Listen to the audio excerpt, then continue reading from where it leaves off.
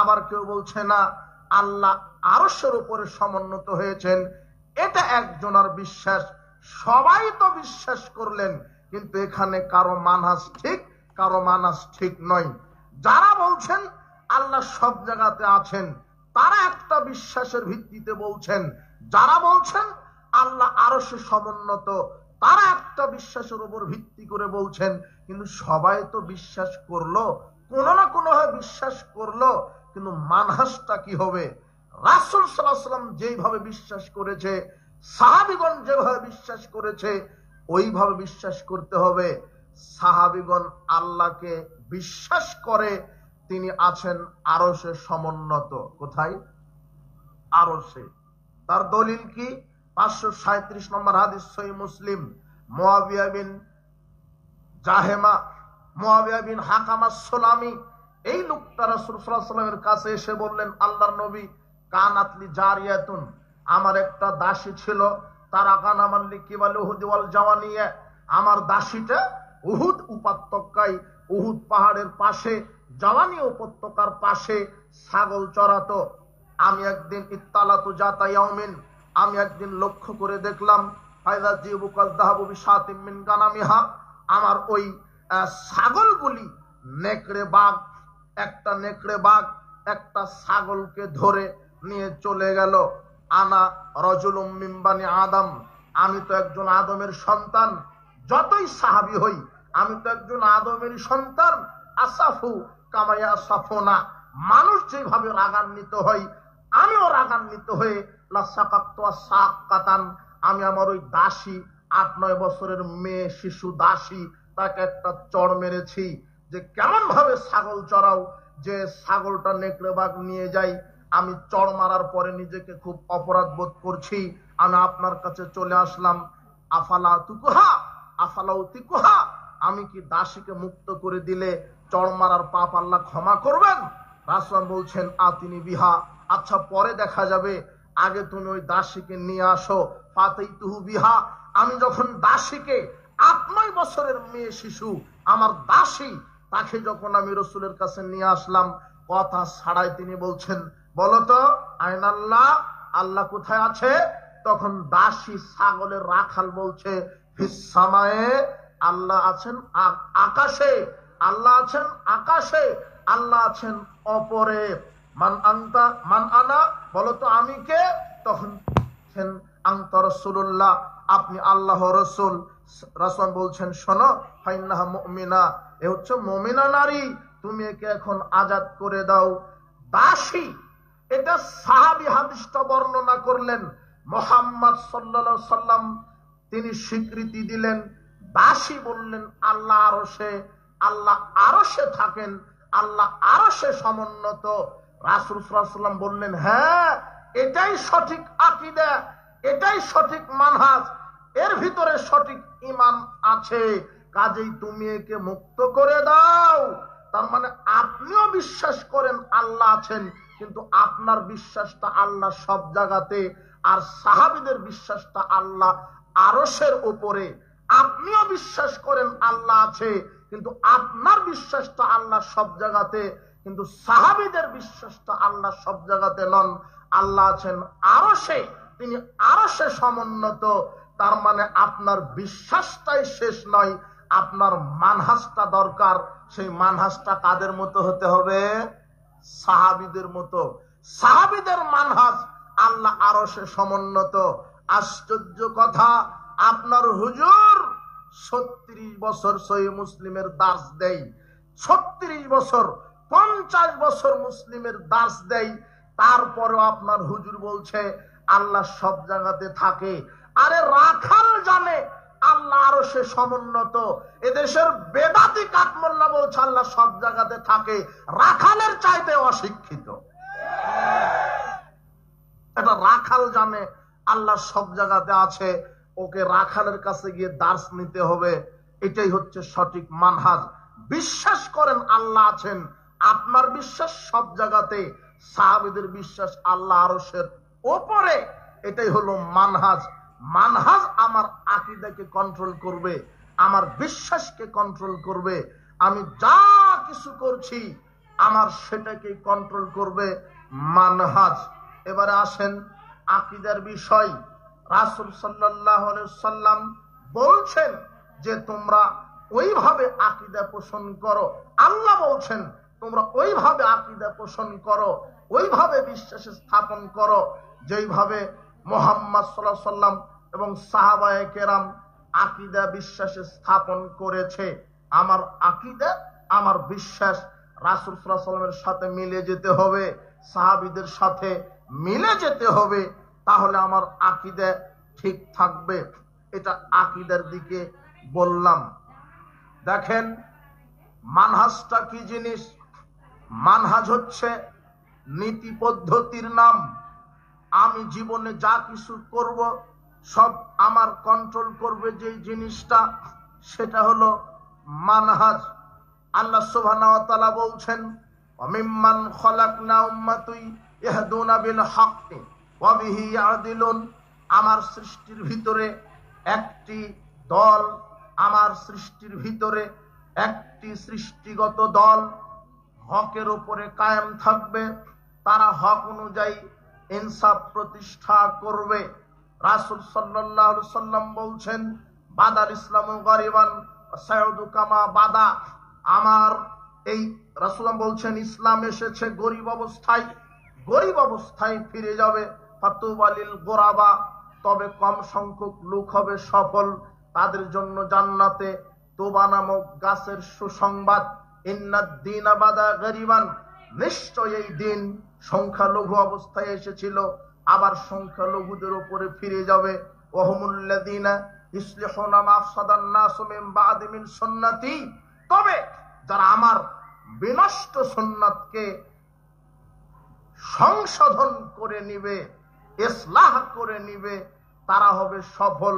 তার মানে পৃথিবীতে রাসূলের সুন্নাহকে বিকৃত করা হবে, রাসূলের সুন্নাহকে নষ্ট করা হবে, কিন্তু যুগে যুগে একটা দল থাকবে যারা বিনষ্ট সুন্নাতকে সংশোধনের মাধ্যমে রাসূলের সুন্নাহকে উদ্ধার করবে, রাসূলের মৃত সুন্নাহগুলিকে জীবিত করবে।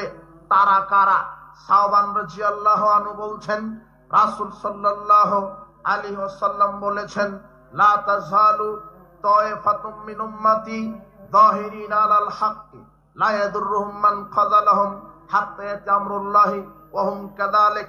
আল্লাহর নবী বলছেন কিয়ামত পর্যন্ত আমার উম্মতের একটি দল হকের উপরে বিজয়ী থাকবে, পরিত্যাগকারীরা তাদের কোনো ক্ষতি করতে পারবে না, তারা ওইভাবেই থাকবে। একটা দল হকের উপরে থাকবে, একটি দল হকের উপরে থাকবে। সেই দল কোন দল? বিনষ্ট সুন্নাতকে সংশোধন করে দিবে এক দল, সেই দল কোন দল? আব্দুল্লাহ ইবনে আমর রাদিয়াল্লাহু আনহু বলছেন রাসূল সাল্লাল্লাহু আলাইহি ওয়াসাল্লাম বলেছেন লা ইয়াতিয়ান্না লা উম্মতি মা তালা বানি ইসরাইল, আমার উম্মতের ওই অবস্থা হবে যে অবস্থা বানি ইসরাইল কওমের হয়েছিল। হাজওয়ান নাল বিন নাল, যেমন দুই পায়ের জুতা সমান, তেমনি বানি ইসরাইল যেমন হবে।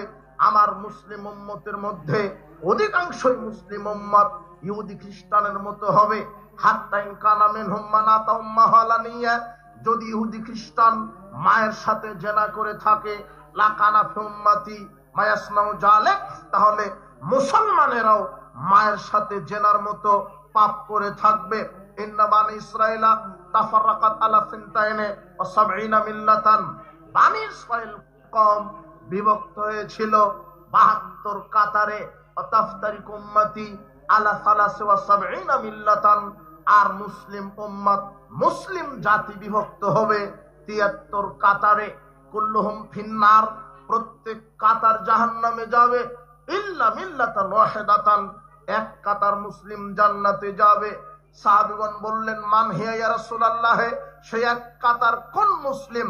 তিনি বললেন মা আনা আলাইহি আসহাবি, আমি এবং আমার সাহাবী যার উপরে আছি তার উপরে যারা থাকবে তারাই হবে বিচার মাঠে সরাসরি জান্নাত প্রাপ্ত দল। আল্লাহর নবী এবং নবীর সাহাবী কার উপরে ছিল? স্পষ্ট কোরআন এবং হাদিসের উপরে ছিল। কোরআন এবং সহিহ হাদিসের উপরে যারা থাকবে সার্বিক জীবনে, আল্লাহর নবী বললেন মুসলিমরা ৭৩ ফেরকায় ৭৩ কাতারে বিভক্ত হবে, এক কাতার জান্নাতে যাবে, অধিকাংশ মুসলিম পথভ্রষ্ট হবে। কিয়ামত পর্যন্ত এক কাতার মুসলিম হকের উপরে বিজয় থাকবে। কিয়ামত পর্যন্ত এক কাতার মুসলিম বিনষ্ট মৃত সুন্নাহকে জীবিত করবে। সেই এক কাতার মুসলিম যারা সরাসরি জান্নাতে যাবে তারা কারা? যারা রাসূলের মৃত সুন্নাহকে জীবিত করবে তারা কারা? কিয়ামত পর্যন্ত যারা হকের উপরে বিজয় থাকবে তারা কারা? বক্তব্যটি বোঝার চেষ্টা করেন। হকপন্থী হকের উপরে অটল থাকবে একটি দল, কিন্তু আজকে ইসলামের নামে কত দল তৈরি হয়েছে। আল্লাহ সুবহানাহু ওয়া তাআলা বলছেন ইন্নাল্লাযীনা ফাররাকু দীনাহুম ওয়া কানু শিয়া, নিশ্চয়ই যারা নিজ ধর্মকে নিজ দিনকে টুকরো টুকরো করে চূর্ণ বিচূর্ণ করে খণ্ড বিখণ্ড করে দিয়েছে, লাস্তা মিনহুম ফি শাই, তাদের ব্যাপারে আপনার কোনো দায়িত্ব নেই। অত্র আয়াত প্রমাণ করে দিন ইসলাম ভেঙে খান খান হয়ে যাবে, টুকরো টুকরো হয়ে যাবে। তারও ফলশ্রুতিতে আজকে আমরা দেখতে পাচ্ছি ইসলামের লকব লাগিয়ে দাড়ি টুপি লাগিয়ে আলখাল্লা জুব্বা পরেই এক শ্রেণীর ধর্ম ব্যবসায়ী ইসলামকে টুকরা টুকরা করেছে। ধর্মের নাম তাদের দিন হচ্ছে ইসলাম, তারা জাতিতে মুসলিম, কিন্তু এক একটা ফেরকা, তার একটা হচ্ছে খারেজি, একটা হচ্ছে শিয়া, একটা হচ্ছে মুরজিয়া, মুতাজিলা, জাহমিয়া, জাবরিয়া, মাতরুদিয়া, মুআত্তিলা, ইসমাইলা, এক একটা ফেরকা দল তৈরি হয়েছে তরিকার নামে। দেওবন্দি, আটরশি, সরসিনা, ব্রেলভি, চিশতিয়া, কাদেরিয়া, নকশবন্দিয়া, মুজাদ্দিদিয়া, আটরশি, মাঝভান্ডারি, কুতুববাগ, দেওয়ানবাগ, রাজারবাগ, ফুলতলি, চন্দ্রপুরী, এক একটা ফেরকা তৈরি হয়েছে মাযহাবের নামে।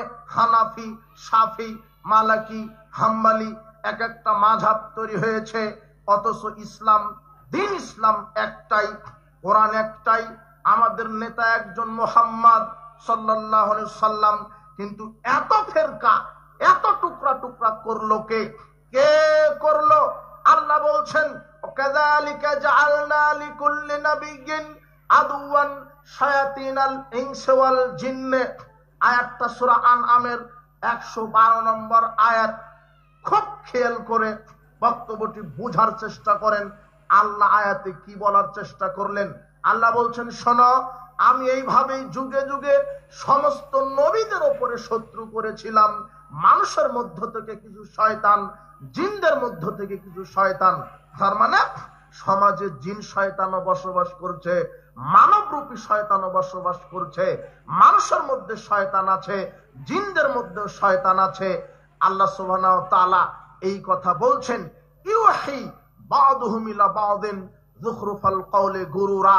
আল্লাহ বলছেন যে এই মানুষ শয়তান আর জিন শয়তান মুখরোচক কিছু কথা বলে জাতিকে পথভ্রষ্ট করবে। মানুষ শয়তানের মধ্য থেকে, জিন শয়তানের মধ্য থেকে মুখরোচক কিছু কথা বলে জাতিকে পথভ্রষ্ট করবে।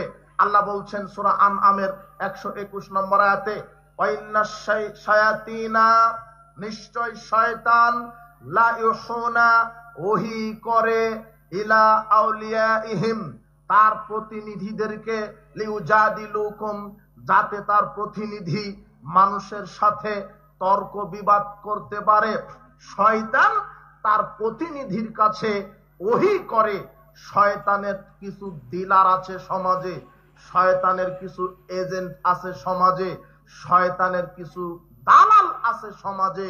সেই শয়তানের দালাল হচ্ছে মানবরূপী টুপি দাড়িওয়ালা এই ধর্ম ব্যবসায়ী, টাটকা কবর পূজা, মাজার পূজারের এই মুশরিক দালাল হচ্ছে ইবলিস শয়তানের টাটকা এজেন্ট। এরা হলো শয়তানের এজেন্ট।